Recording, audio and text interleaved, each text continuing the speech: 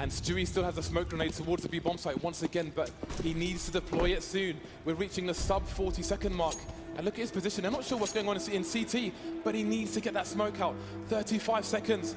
That smoke could win them the major if he gets it out. But he's holding the angle. He's got the smoke in his hand, and the smoke is down towards the bomb site. The Rapper's been stopped. They're at advantages for Cloud9 now. 5 versus 4, Stewie taken down. Automatic on the high ground, dropping off. They need to hold construction. Are there flashes there? Will they push? They'll re-aggress. Down goes one of Spicer. Guardian in the rain remains. Automatic pushing through. It's Guardian versus 2. Can he do it again? He's been in this position before to win phase around a very important, very crucial one. Can he deny Cloud9?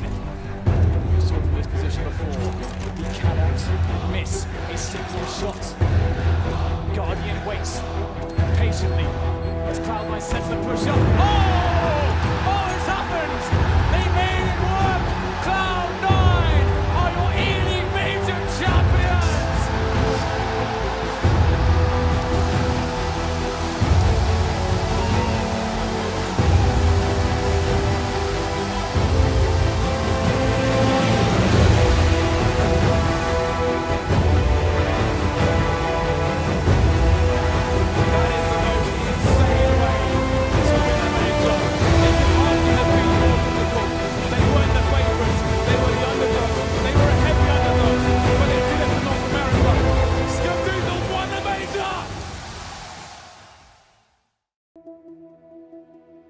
We've come a long way since playing video games like Space Invaders and Pac-Man at arcades.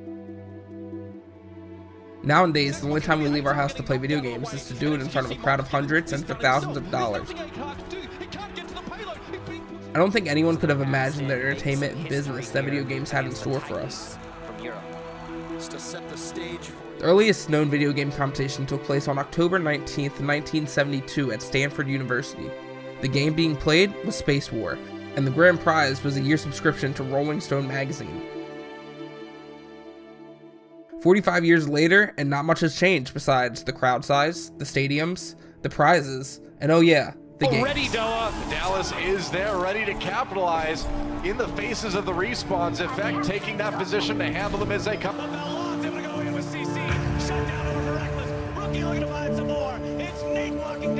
As of 2018, there are over 100,000 gaming tournaments played a year, with some having grand prizes with upwards of $1 million. In 2016, the global esports market generated revenue of roughly $493 million, and the global audience was about 300 million people. 20,000 tickets sold in 2 weeks at a stadium in New York City. Some players get they get a $50,000 minimum base salary, healthcare, and retirement benefits as well.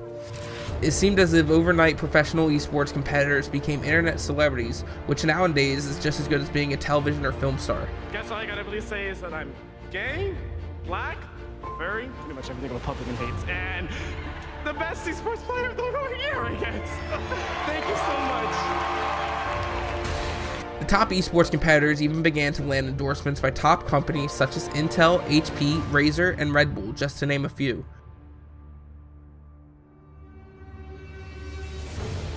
The most popular esports tournaments come from some of the most popular game franchises, such as Counter-Strike, League of Legends, Rainbow Six, Fortnite, and the newcomer Overwatch.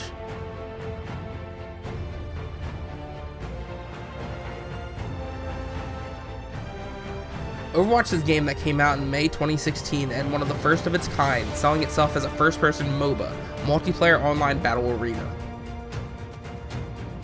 Being very team-driven, the game was almost immediately one of the most competitive games of the year, and it officially launched their competitive esports league in November 2016. The Overwatch League designed itself very similar in the way to the NFL or NBA work, where there would be teams and team owners and managers, where players who would get signed to these teams would have salaries and contracts. And then each of these teams would compete each season with schedules and playoffs, fighting to get to the championship. The Overwatch League is the definition of a professional esports business. Its first season, it made a total of $270 million, and ESPN predicts that with its continued popularity, it will make around $510 million next season.